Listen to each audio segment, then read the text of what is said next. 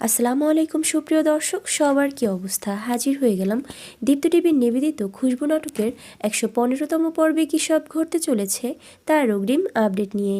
এই পর্বটি কেউ মিস করবেন না, কারণ এই পর্বে আপনারা দেখতে পারবেন সুইটির ব্যাপারটা ধরা পড়ার আশঙ্কা আছে বুঝতে পেরে আমজাদকে দেখা যাবে সে সেতুকে তার বসের বউয়ের ডিভোর্সের মিথ্যা মিথ্যা করুণ কাহিনী শুনিয়ে তাকে ভয় দেখাবে। পরবর্তীতে সুইটির ব্যাপারটা জানাজানি হয়ে গেলে সেতুকে দেখা যাবে সে আমজাদকে বলবে, সবাই বলেছিল তুমি ভালো না, আমি কাউকেই বিশ্বাস করিনি, আমি শুধু তোমাকেই বিশ্বাস করেছিলাম, আজ তুমি আমার বিশ্বাসটা এভাবে ভাঙলে। তখন আলমকে দেখা যাবে সে তার বোনকে আমজাদকে ডিভোর্স দেওয়ার কথা বলবে। তখন সেতুকে দেখা যাবে সে আলমকে বলবে, আলম, এটা আমাদের স্বামী স্ত্রীর ব্যক্তিগত বিষয়, তোরা এখন এখান থেকে যা।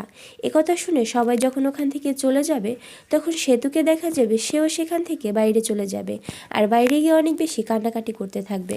পরদিন সকালে সেতু কাজে যাওয়ার উদ্দেশ্যে রওনা করলে আমজাদ সেতুকে বলবে, সেতু, তুমি কি আমাকে ডিভোর্স দিয়ে দিবে?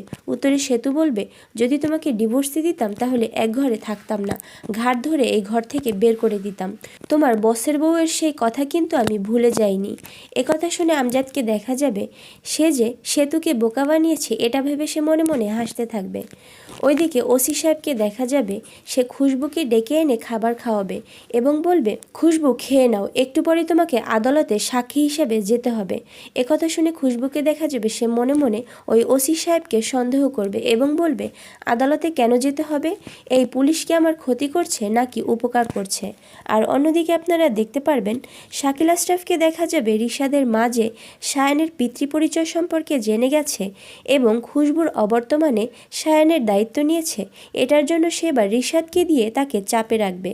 সে রিশাদের ক্ষতি করার ভয় দেখিয়ে অফিস থেকে রিশাদকে দূরে থাকতে বলবে এবং সায়ানের ব্যাপারে সে যা জেনেছে এ ব্যাপারেও তার মুখ বন্ধ রাখতে বলবে।